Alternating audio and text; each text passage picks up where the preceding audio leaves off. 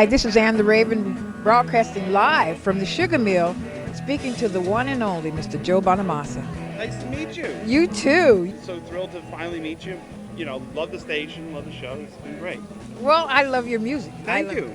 And I wanted to ask you one question. Mm-hmm. I mean, we play at Royal Albert Hall, Radio City Music Hall, the Greek here in L.A. Carnegie Hall. And how and the did Maui we Sugar- end up at the Maui Sugarmill?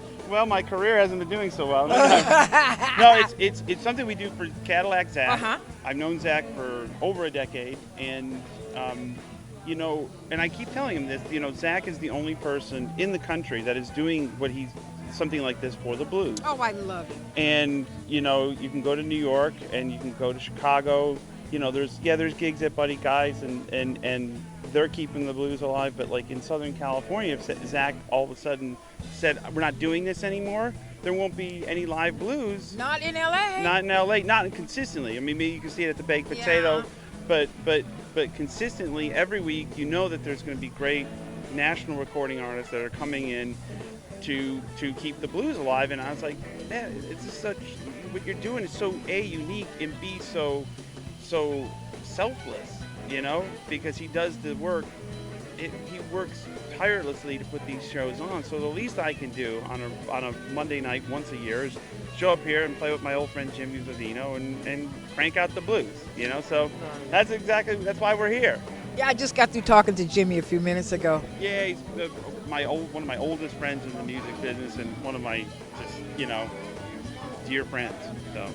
You know, I was wondering, tell me a little about this CD that you got.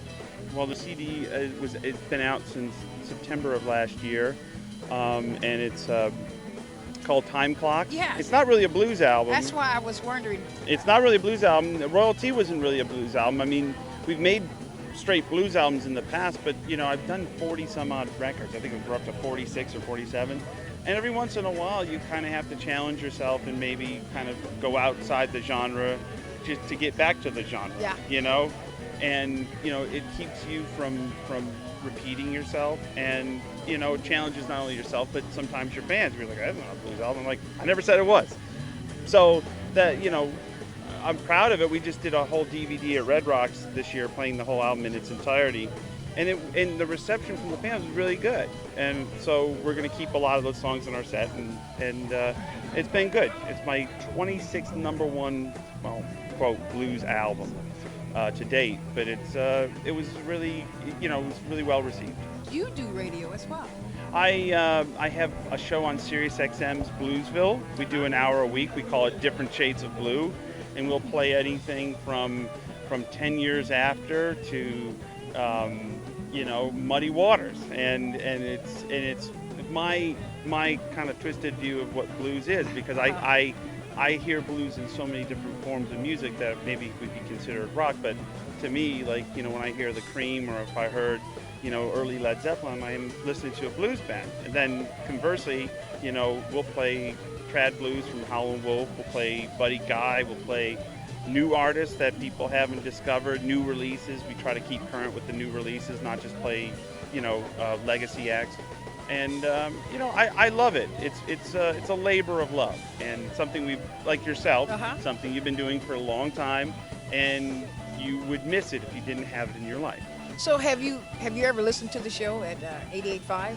I have listened to your show at 88.5, and because there's a lot of times when you're driving in Los Angeles, and you are at a standstill. Now you're on a Sunday night, yes. And it doesn't matter if it's Sunday or Friday afternoon at 5 o'clock, you will be caught in some sort of traffic, and you need some sort of diversion, yes. to not remind you of how many actual people are in this city. So I'll scroll through the radio, and then I've heard your show, and anytime something like that catches my ear, it's great.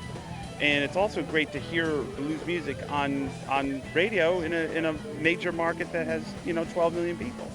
You know, Joe, I know you're getting ready to perform, so I'm going to let you go, and I just want to thank you so much for giving us this time. Thank you very much, and again, sorry for the misunderstanding.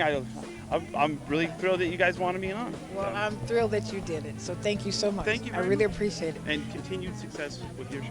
Oh, thank you. This is Ann the Raven reporting for the SoCal Sound. You guys are like You guys are like on the beat, you know.